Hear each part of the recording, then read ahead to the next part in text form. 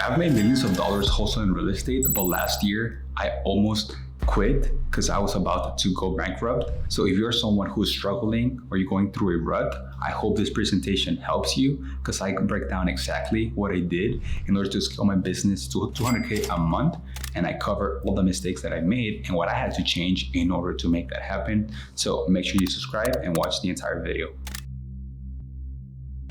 So how many of you guys think you're building a business, but in reality, you're building something that you hate? Any of you feel like that sometimes? Yeah, well, sometimes. That was me last year. So I built a business, made over 7 figures last year, but at the end of Q4, it kind of came crashing down, which I'll talk about right now. But I'll tell you how I got here. I hired my first mentor, Mr. Ryan, and then in 2022, I was ready to take on the world and flip all these houses and make all this money, but something happened. As soon as I bought my first couple houses, something funny happened. The rates went from 2% to 7%. Anyone was there? Anyone got some losses? Cool, so my first couple houses were losses, and that year, I think we did like 6 deals with like 100K in revenue, and I put that money to learning how to wholesale.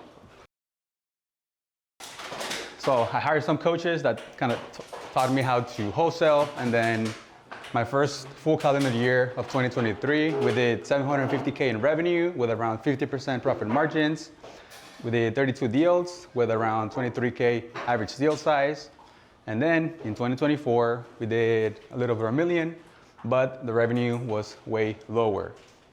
And then this is kind of one of our biggest deals that, we closed. But despite the success, although everything looked good on paper, I was building a house of cards. Why? Because I was not tracking my KPIs.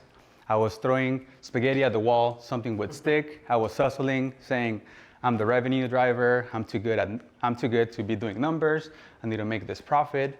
But I thought I had a business, but in reality, I had a job. I bought deals that I shouldn't have, where I lost money on flips. I wasn't training the team properly, and it was all my fault. And I want to show you, it took me 2.5 years to track my KPIs on my marketing channels. Now, what I want you to see here is, this is 2024, so we closed like 650 of new revenue in 2024, and the additional 400 came from the previous year of deals that we were working with. So most of the money we made in the first half of the year. But if you see my PPC, I spent around 100 grand, and my ROI was around 4.1 because we made around 462. So with all these other marketing channels, the total came out to around 130 grand that I spent that didn't even convert. As you can see, the return on investment, it sucked. But I could have put that extra 130 grand into my PPC, and if you multiply the 130 times the 4.1, kind of gives you an additional 600 grand that I could have made with one profitable channel.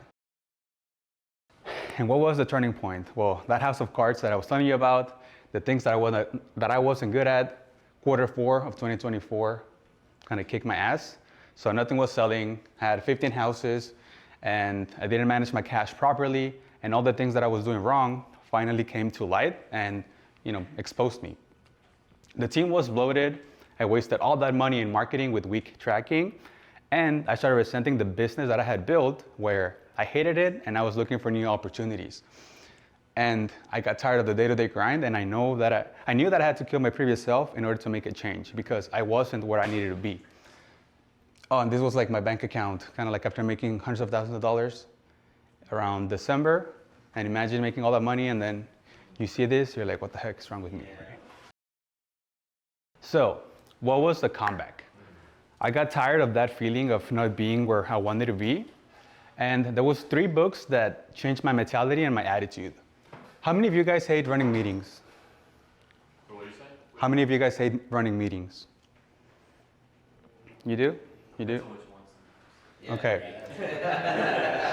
You guys need to read this book. It's called The Motive. Basically, it talks about 2 CEOs. One crushes and one doesn't. So it's a short read. I think you can read it on the way back home. But that's huge because it kind of goes over how you can lead your team and how you can own up to training them and making them better, because you're only as good as your team. The second one is, anyone going through like a rut or Maybe they lost a bunch of money or you have all these negative feelings about yourself. Okay. This book, Outwitting the Devil, it was written in, I think, 1910 or something like that.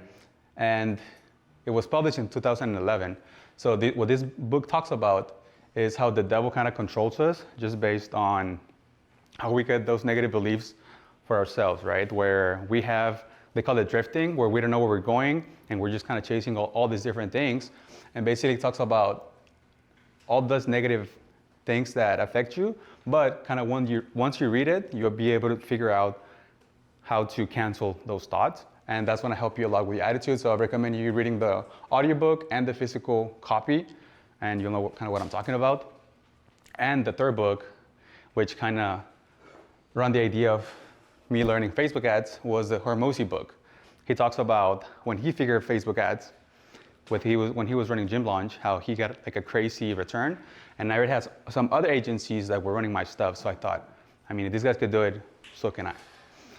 And I basically started applying all the coaching that I'd invested in. So over the last 2 years, like I invested over 150K in coaching, but I wasn't doing what I knew that I was supposed to do, right? And I built for profit instead of chasing revenue. And I simplified my business in order to serve me instead of the other way around. So rather than just chasing revenue, I'm like, okay, what do I need to do in order to net the money that I want to make? So cut down the noise, and I got to work, and I joined Level Up in February of 2025. So simplifying your business.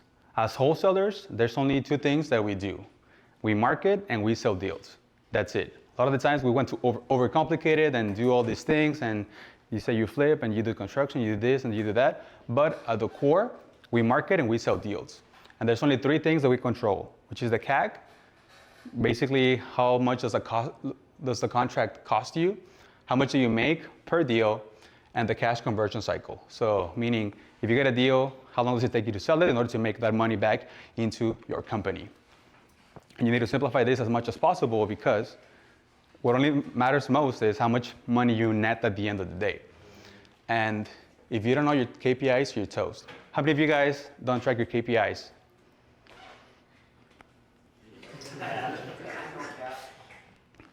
More or less? Okay, well, if you don't know them, you're toast. So I thought, how can I decrease my cost per contract and increase my LTV? Well, that idea of running Facebook ads, I brought it in-house, and then around January, I started, kind of recording my own ads. Cost per lead was around $60, and then it dropped to like 50, and then 40, and then 30, and now it's like, it'll be below 30. I know Courtney talked about this yesterday, but once I find the ads that work, I like to do the CBO, so the campaign budget. So I put the budget on the campaign level, and I like to do dynamic. And then I like to do 2 ad sets, so 4 ads in each, 4 are videos and 4 are images.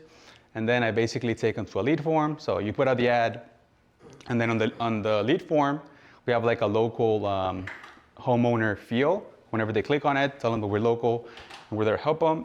But after they fill it out, my team calls them within 5 minutes, and then it gets pushed to the CRM. So a lot of people ask me, okay, what ads should I make? Well, no one knows your market better than you do, right? And you can start with something simple like you in front of a house, sell your house fast for cash, different images of properties that you have bought. You can run video ads, and then you can call out your audience. So where I'm at is called the Hidalgo County, and then you put your ad copy, and then your video has to be something compelling. So this thing right here kind of helps you how to make your ads. So the most important thing is going to be your hook, which is the first 5 seconds of the video. And then the way that I like to do it is record those in segments. So you can have 6 hooks that are 6 seconds long, but you focus on different pain points. You can focus on emotional, maybe the fact that you can do some like scarcity or market, but you can put those and pair it up with your core offer. So the core offer meaning, okay, what you do, how do you help them, and in what like timeline, right? So for example, okay, we buy houses for cash, no closing costs, no commission. You can leave everything as is. And then the close is the CTA, the call to action. You need to tell them what they need to do next in order to receive that offer, right? So fill out the link down below in order to get your cash offer. So if you're able to do all those things, you can get a bunch of creatives and test which angle is going to be the winning one. And also what's very important is marketing is 50% and sales is 50%. So the lead comes in, the lead manager qualifies the lead. If it's qualified, we'll set up the appointment with the closer, and then the closer does the reprocess. So we don't do diagnosis to offer, we do diagnosis/intro call, where we qualify it, and then the closer's job is to build that trust with the seller, because like I was saying yesterday, sellers want to sell, it's just a matter of who they're going to sell to. And the answer is they're going to sell to whoever they trust most. So the reprocess gives us the ability to build that trust, and we set the frame where hey, I'm going to ask you some questions, they may sound repetitive, but my goal is to get all the information from you so that we're able to give you our best offer. And then we set up the offer call, and then once that's accepted, we set up a contract call. And like I was saying, it's easy to kind of blame the marketing, but we got to ask ourselves, okay, am I actually leading the team the right way and training them and giving them the resources that they need in order to convert those deals? So before I kind of talk about the results that I kind of made from going through all that period, I had to make some changes in me. So how did I go from operator to CEO? Well, now I lead my team like a sports team. I track my numbers weekly and I hold my team accountable, where everyone knows what they need to hit in terms of appointments, offers given, appointments completed, all those things. And I make decisions based on data, not on feelings. Because if you are not tracking it, you're flying blindly. I have A players, so I made 2 key hires that were huge. One was my dispo manager / CEO, so he helps me oversee everything. And I hired a new closer who got 30 deals in 90 days. And now I spend my time being proactive instead of being reactive. So what were the results? So after kind of going through all that stuff and applying all these changes, June was our best month in terms of profit. So we made $226,000 at around 70% margins. And then this is July. We have around 108,000 closed, and we have around 60K pending this week. And now my team is stronger than ever, and we run very lean and mean. With 5 people, have 2 lead managers, 1 closer, 1 dispo, and myself. Our cost per lead on average is around $35, and it takes us 25 leads to get a contract. So our cost per contract is around $1,100. Average deal size is around $22,000. My monthly overhead is only $30K. So now we have high profit margins. I love meetings. I love talking to my team. I could go get a beer with all of them. And I can come to events like these and my team crushes. So when I was doing the presentation yesterday, we got a deal. And then this is kind of right now, 20 minutes ago, 4 leads already. We already got 3 appointments. So what are the takeaways? Most of you guys already know what you need to do. You just need to do it. You need to have the discipline to look at yourself and be okay, what do I need to change? And you also need to focus on the right things, because business is a game of levers, where if you increase something by 5%, it's going to have a huge output on your bottom line. So you got to be able to think back and actually look at the data to see what is the things that you need to focus on in order to drive that revenue. The other thing is that you are smarter than you think. So for me, I would be well, I don't want to track my numbers. My job is to make the revenue, but you got to be able to kill all the negative beliefs that don't serve you, because it's easy to overcome all those things, because it all just starts with yourself. The other thing is you need to have an inbound marketing channel. So if you need to bring it in-house, you need to do that. And you need to have a replicable sales process, because they're the main levers that you can pull in order to start making more money. And then the last one is you got to be a better leader, and you may be 1 hire away from building the business that you want to build. So it's going to be in my team last week. Go to the next one. And that's all I have for you guys. You're going to follow me on the socials.